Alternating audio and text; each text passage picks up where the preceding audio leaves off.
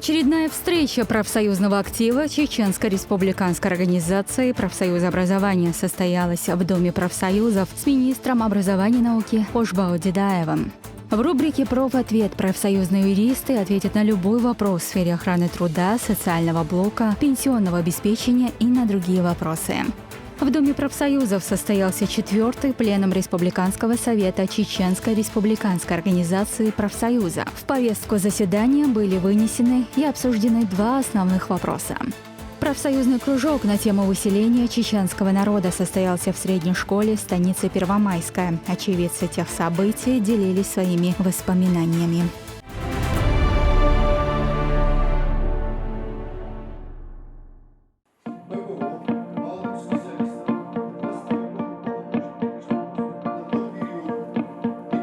В Доме профсоюзов под председательством Даудхана Хизировича Герзелиева состоялся 4-й пленум Республиканского совета Чеченской республиканской организации профсоюза. В повестку заседания были вынесены и обсуждены два основных вопроса. С докладом о работе Республиканского совета профсоюза в 2021 году и задачах по основным направлениям развития Республиканской организации профсоюза в 2022 году выступил сам председатель. Он озвучил главные мероприятия, проведенные профсоюзом в истекшем году, и обозначил задачи на 2022 год.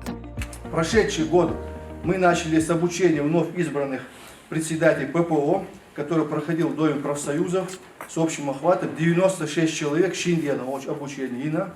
Если говорить о дальнейшей работе по обучению профсоюзных кадров и активистов коллеги, тут, конечно, нужна четко, грамотная, планируемая работа ответственных по обучению на всех 3 уровнях. То есть это республиканский СЭД ПДС, районный ШПА и в рамках заседания кружка, значит говоря, сами председатели должны все-таки эту работу вести на своем уровне. В своем докладе руководитель профсоюза также упомянул и тематические проверки по соблюдению теплового режима в образовательных учреждениях республики, отделом профсоюзного обучения и мониторинга Рессовета профсоюза в районах республики для уполномоченных по охране труда с охватом более 800 человек. Проводились обучающие семинары, которые ставили своей целью ознакомить слушателей с порядком проведения тематической проверки по соблюдению теплового режима в образовательных учреждениях республики. Проверка проводилась путем визуального осмотра, в ходе которой фиксировались нарушения при низкой температуре в обучаемой зоне. В общем, но не сама цель у нас тематической проверки проверять оборудование, а проверить реальный температурный режим, сколько там градусов, не сидят ли в верхней одежде ученики, дети наши и так далее, и наши, естественно, члены профсоюза. По второму вопросу об исполнении сметы доходов и расходов Чеченской республиканской организации Общероссийского профсоюза образования за 2021 год и смете профсоюзного бюджета на 2022 год доложила заместитель председателя, заведующая социально-финансовым отделом аппарата Рессовета профсоюза Медина Дасиева. По обсужденным вопросам члены пленума единогласно приняли соответствующие постановления.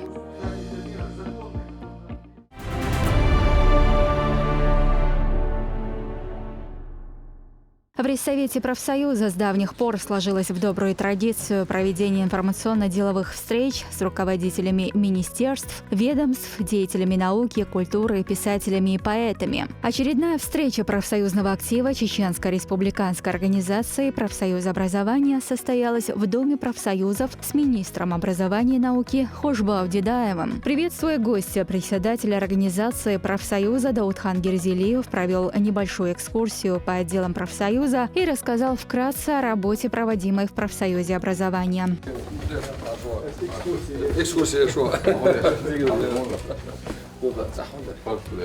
Министра приветствовал и председатель Федерации профсоюзов Чеченской Республики Хусейн Салтагиреев. Он также принял участие во встрече профсоюзного актива с министром. У нас такая практика, я знаю, что вы, во-первых, будучи министром культуры, активно взаимодействуете с профсоюзом культуры. До этого, будучи министром по молодежной политике, Также взаимодействовал с профсоюзом работников госучреждений. Вот эта добрая традиция продолжается уже с профсоюзом образования. В своем выступлении Хошбау Дибуарович проинформировал профсоюзных активистов о состоянии дел в системе образования республики, обозначил проблемы, которые в целях повышения качества обучения и в конечном итоге качества знаний учащихся требуют своего неотложного решения. Остановился на приоритетных задачах, которые поставлены перед педагогическим сообществом по повышению качества обучения и знаний обучающихся. Дал некоторые пояснения по процедуре сдачи ЕГЭ в этом году. Что второе полугодие, его на учебное второе полугодие МАС, она просто неимоверный стресс, само понятие ЕГЭ. У меня ко всем убедительная просьба, как педагогам, так и в том числе и они же являются родителями. Не пугайте и не допускайте, чтобы наших детей пугали понятием ЕГЭ. Нахан елуше, вين он целуше, тажим ахья едерч ана уэйд чарела хайкалн ирит они берштац. Идея далуш берша шиш квартош борша вундеркинч квац. Все для этого делается, делаем, будем помогать. Отвечая на вопросы участников встречи, министр образования подчеркнул, что вопросы по задолженности по компенсационным выплатам ЖКХ и заработной плате работников учреждений образования находятся под постоянным контролем министерства. Правительство нашей республики придает большое значение развитию лучших образовательных практик, профессиональному росту молодых специалистов, развитию кадрового потенциала образования, созданию условий для поддержки талантливой молодежи и одаренных детей. Эти и другие направления работы по совершенствованию потенциала учительства и повышению престижа профессии учителя также лежат в основе профсоюзной работы.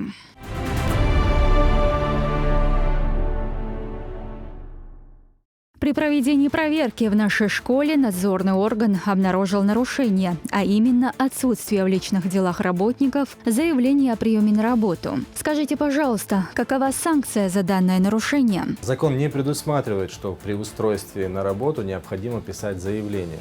Более того, законодательство вообще не предъявляет к работникам требования в обязательном порядке писать заявление о приеме на работу. Сегодня документом, свидетельствующим о вашем трудоустройстве, является трудовой договор. На его основе издается приказ о приеме вас на работу. Поэтому в данной ситуации никакого нарушения со стороны администрации школы нет и, соответственно, не должно быть никаких санкций. Если вам замечание сделали письменно, то смело обжалуйте его в вышестоящий орган или в суд. Нужно ли в обязательном порядке писать заявление при увольнении по собственному желанию?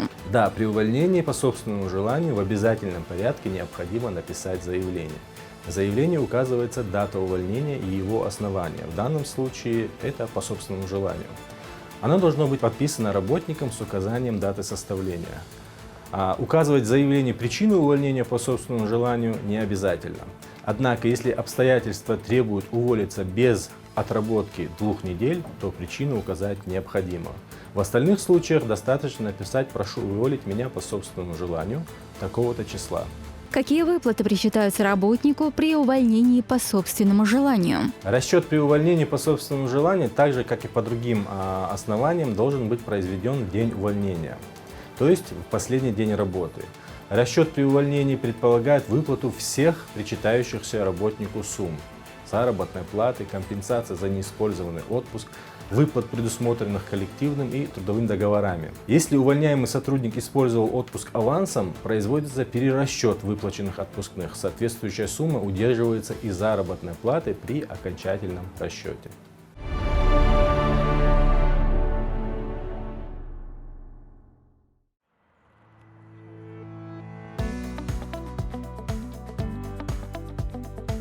В целях методического сопровождения реализации проекта «Цифровизация общероссийского профсоюза образования» председатели первичных профсоюзных организаций города Аргун приняли участие в обучающем семинаре «Практикуме».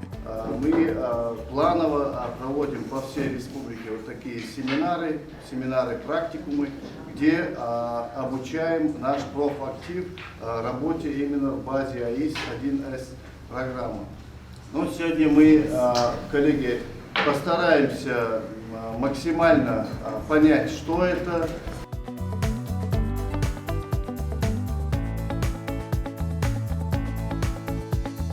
Для обучения председателя первичек города Аргун на семинар был приглашен Усман Ильясов, заведующий организационным отделом профсоюза образования, который рассказал слушателям основы работы в АИС – Единый реестр Общероссийского профсоюза образования. Сегодня в данном учреждении образования, в первичной организации, мы провели достаточно плодотворную работу, где, надеюсь, получили достаточно знаний, навыков владения 1С-программой единой автоматизированной системы.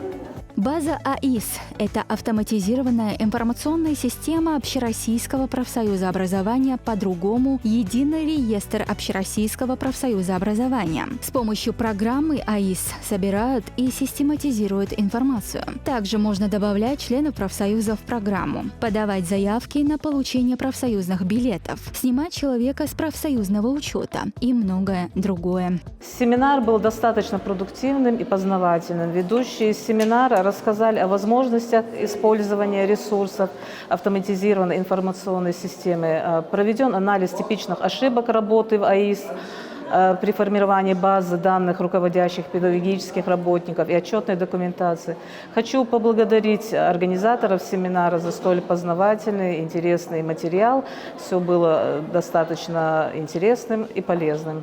Сегодня силами Совета профсоюза образования Чеченской Республики мы организовали на базе первой школы города Аргун семинар-практикум для председателей первичной профсоюзной организации городского округа города Аргун с целью обучения правильности ведения и заполнения базы АИС, то есть автоматизированная информационная система профсоюза, так как с 2018 года все члены профсоюза перешли на цифровой профсоюз и получают электронные билеты в виде пластиковых карт. Образовательный блок, который проводил специалист Совета аппарата профсоюза, включал в себя темы: основы работы в АИС, Единый реестр Общероссийского профсоюза образования, основные характеристики АИС, Единый реестр Общероссийского профсоюза образования, особенности заполнения паспорта организации профсоюза.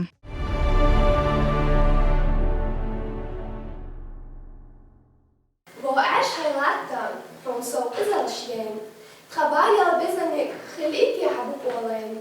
Matsalo bejnashca dejilach usushtoляла. Кэшся чуцамгашна синашна хитаяш элла.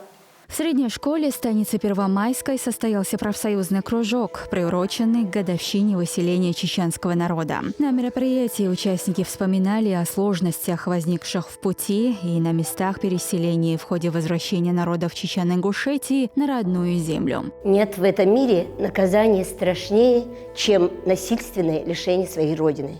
Сегодняшнее наше заседание профсоюзного кружка на тему «Трагические дни февраля 1944 года.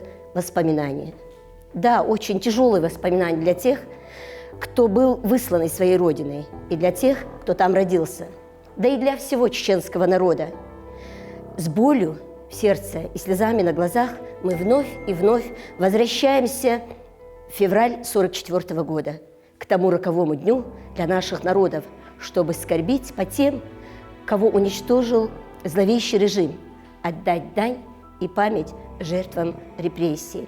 Мы никогда не должны забывать эти страшные для нашего народа дни, когда всех чеченцев погрузили в вагоны и вывезли умирать от голода и холода. Но при этом мы должны научить наших детей смело идти вперед к лучшему будущему. С таких слов начал свое выступление учитель родного языка и литературы.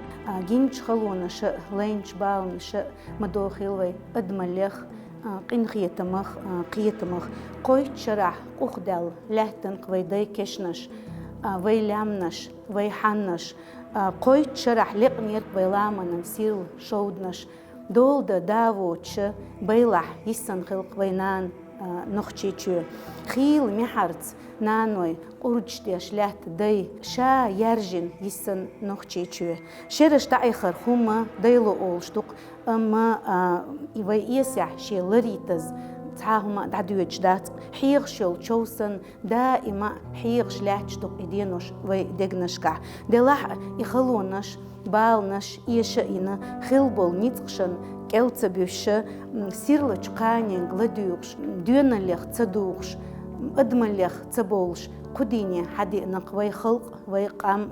Данная встреча – это прежде всего дань уважения памяти тех людей, кто лишился самого ценного – жизни. Нашему народу довелось пройти огромные потрясения, пережить суровые испытания. داي بخور كان بيرتوك حاجك بيرتوك لحبو بودر بوطين الشيء بيرش كي جدول شتخينا داي بيجيش خلاص خلا حد يبرخت بولتنا غودنا بلخش نسبينا بوخر تاعنا دا ما قويتي لي تاعنا بيسن دي اليوم ما قويل وين يهمناش دا نخليتو البيت بيسن شارنا كي جي شارنا ما قويلش.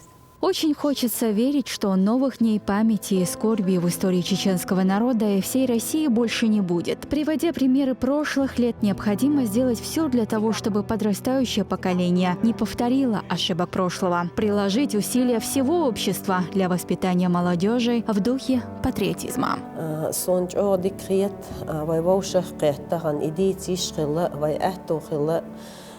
ويتحرج تحين هقش كولح ويديش لين بالا لين خلونش تسانت اميل هتين اند عازب شادك دعدوزيتا تخيما خول بو بيش دوخشتو تغطو بيرش دحيوش دعقويتش مسو تيبان وي художественный произведение شيوزويتش هتح خيل وي توربال خوي دعبوزويتش